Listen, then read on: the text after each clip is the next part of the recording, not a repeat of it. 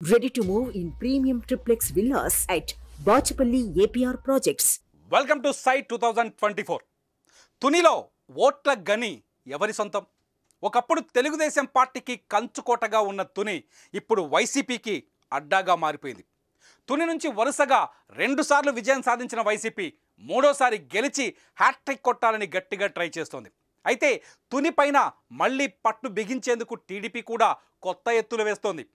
ఈసారి ఎన్నికల బరిలోకి టీడీపీలో కీలక నేతగా ఉన్న యనమల రామకృష్ణుడు తన కుమార్తె దివ్యను రంగంలోకి దించుతున్నారు.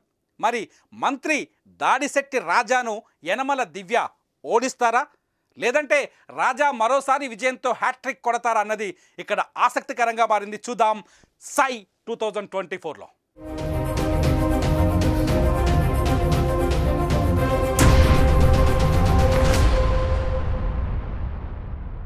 తునిలో మొత్తం ఓటర్ల సంఖ్య ఎంతుందో ఒకసారి చూద్దాం. తునిలో మొత్తం ఇప్పటి వరకు అందుబాటులో ఉన్న డేటా ప్రకారం 2,21,214 మంది ఓటర్లు ఉన్నారు. ఇందులో పురుషులు 1,10,007గా ఉంటే మహిళలు 1,11,189గా ఉన్నారు. ఇక్కడ ట్రాన్స్జెండర్ ఓట్లు 18 ఉన్నాయి. తుని నియోజకవర్గంలో కాపు, యాదవ, వెలమ కమ్యూనిటీల ఓట్లు కీలకంగా ఉన్నాయి. కాపు సామాజిక వర్గం ఓట్లు దాదాపు 50,000 పైనే ఉంటాయని ఒక అంచనా ఉంది. యాదవ సామాజిక వర్గం ఓట్లు 30,000 ఉంటే వెలమ సామాజిక వర్గం ఓట్లు కూడా 30,000 వరకు ఉంటాయి. ఇకపోతే ఇక్కడ ఎస్సీ ఎస్టీ ఓట్లు కీలకం. మొత్తంగా ఇక్కడ 45,000 వరకు ఎస్సీ ఎస్టీ ఓట్లున్నాయి. ఈ ఓట్లే ఇక్కడ గెలుపోటములను నిర్ణయిస్తాయన్నది రాజకీయ విశ్లేషకుల అంచనా. 2014 ఎన్నికల్లో తుని నియోజకవర్గం కీలకంగా మారింది.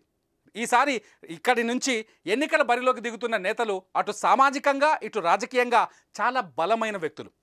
అధికార వైసీపీ అభ్యర్థిగా ప్రస్తుత మంత్రి దాడిశెట్టి రాజానే ఇక్కడ మూడోసారి ఎన్నికల బరిలోకి దిగుతున్నారు. 2014 నుంచి వరుసగా 2 సార్లు విజయం సాధించిన దాడిశెట్టి రాజా మూడోసారి హ్యాట్రిక్ కొట్టాలని చూస్తున్నారు. అయితే 2009 నుంచి పట్టు కోల్పోయిన టీడీపీ ఎలాగైనా సరే ఇక్కడ దాడిశెట్టి రాజాను ఓడించాలని వ్యూహాలు రచిస్తోంది. ఈసారి ఇక్కడ యనమల రాజకీయ వారసురాలుగా ఆయన కుమార్తె యనమల దివ్య కూటమి అభ్యర్థిగా టీడీపీ నుంచి ఎన్నికల బరిలోకి దిగుతున్నారు. ఇన్ఛార్జిగా ప్రకటించినప్పటి నుంచే ప్రజల్లో తిరుగుతున్నారు దివ్య. ప్రభుత్వ వ్యతిరేకతను క్యాష్ చేసుకునేందుకు అనేక ప్రయత్నాలు చేస్తున్నారు. ఈసారి ఎలాగైనా దాడిశెట్టి రాజాను ఓడిస్తాననే నమ్మకంతో ఉన్నారు దివ్య. 2009 ఎన్నికలతో ప్రత్యక్ష రాజకీయాలకు గుడ్ బై చెప్పిన యనమల రామకృష్ణుడు ఇప్పుడు తన కుమార్తెని గెలిపించి తీరాలనే పట్టుదలతో కనిపిస్తున్నారు. 2019 ఎన్నికల్లో తునిలో ఏం జరిగిందో ఒకసారి చూద్దాం. మంత్రి దాడిశెట్టి రాజా 2019లో రెండోసారి కూడా ఘన విజయం సాధించారు. దాడిశెట్టి రాజాకు ఇక్కడ 92,459 ఓట్లు వచ్చాయి.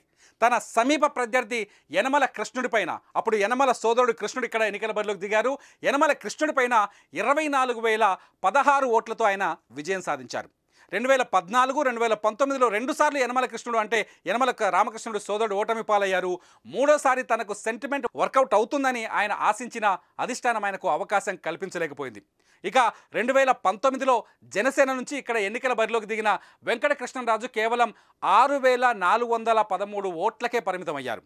గత ఎన్నికల్లో ఓటింగ్ పర్సంటేజ్ చూస్తే వైసీపీకి 52.13% ఓట్లు వచ్చాయి, టీడీపీకి 38.59% ఓట్లు వచ్చాయి, జనసేనకి ఇక్కడ 3.63% ఓట్లు కనిపించాయి. 13.54% ఓట్ల తేడాతో ఇక్కడ దాడిశెట్టి రాజా 2019లో రెండోసారి విజయం సాధించారు. జగన్ క్యాబినెట్లో మంత్రిగా పనిచేశారు.